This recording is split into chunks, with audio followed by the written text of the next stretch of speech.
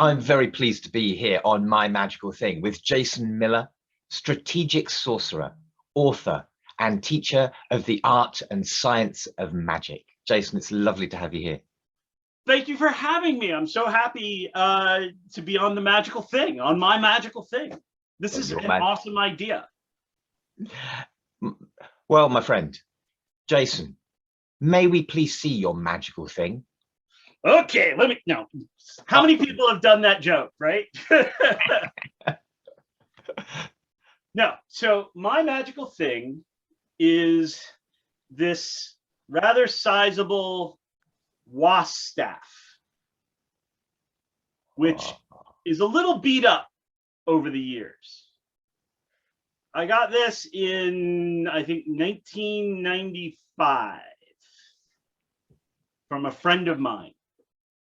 And I wrote about it in my new book. So I thought it was appropriate to show, yes, it's real. It really exists. So do I tell the story about it? Tell me the story. Tell me the story of the wasp staff. All right. So please. I actually don't do a lot with Egyptian magic, ironically. But back in the 90s, I was in the OTO, and I was also working very hard on contacting my holy guardian angel, as you know, all proper Thelemites are wont to do. I'm not in the OTO anymore. I'm not really, I don't consider myself a Thelemite, so except in the loosest sense. I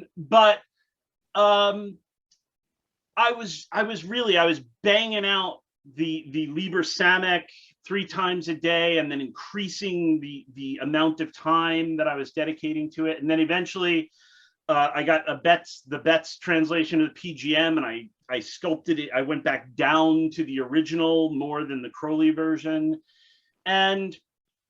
But I was following the pattern set by Abramelin, right? Like you start off with a little bit and then you increase, and the whole thing really just works on building volume, like as you go, or velocity, if you will.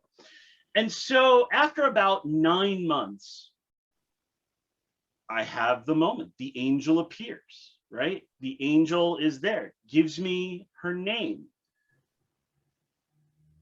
And then is like, okay, so tomorrow we've got to start binding the demons, just like in Abramelin. And I'm like, oh, well, you know, aren't demons just part of the brain? And, you know, I don't really want to bind demons and blah, blah, blah, blah, blah.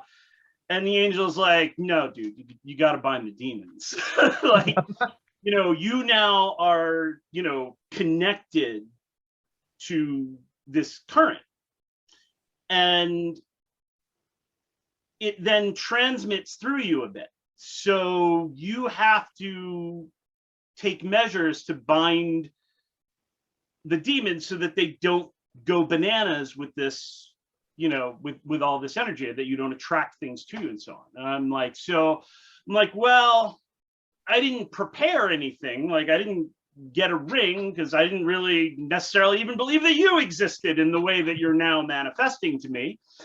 So angel's like, don't worry, tomorrow night you will have the thing. So the next night we have a meeting, Thalasis, which at that time was a camp, is still a lodge, I think, now in Philadelphia. And so we have this meeting. It was run out of my living room in the time, and a dear friend of mine who is private, and I can't mention his name, and his, you know, you wouldn't know him by his Frosser name anyway, and I don't think he uses it anymore. But suffice to say, my friend, haven't talked to in a while, but you know, who I need to thank over and over, he crafted this for a ritual we did. And he just gave it to me. He just shows up with this I mean, it's on the ground now. I'm tapping it on the ground. I mean, I'm 6 foot tall, so it's tall. He shows up and he, like, I decided to give this to you. You'll get more use out of this than I will. And I was like, wow.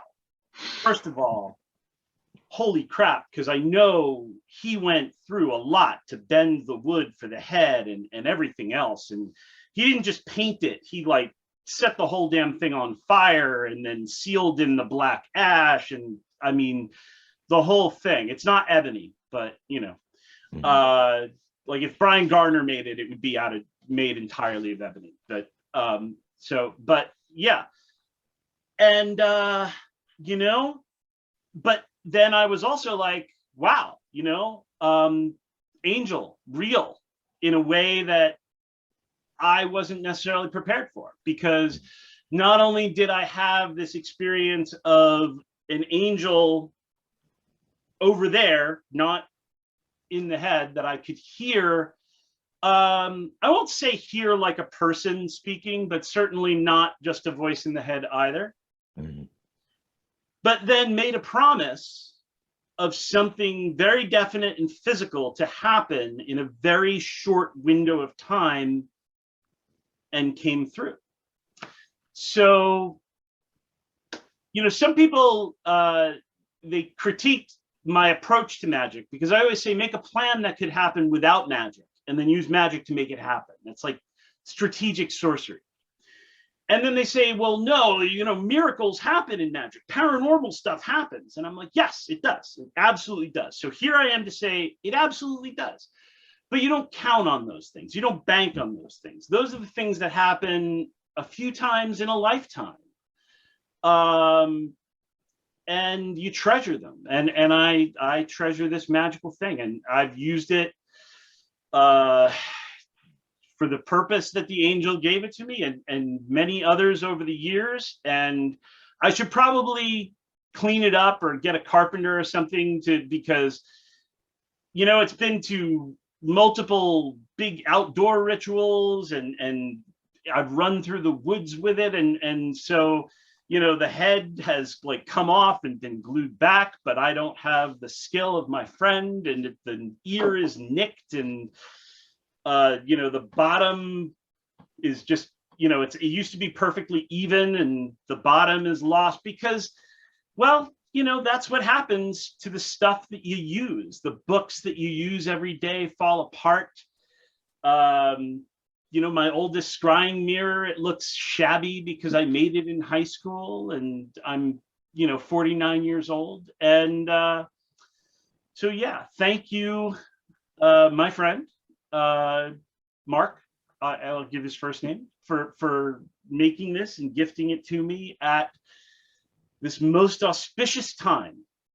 That's the story. And I wrote about it in Consorting with Spirits. So since that's out, I figured this was a good magical thing.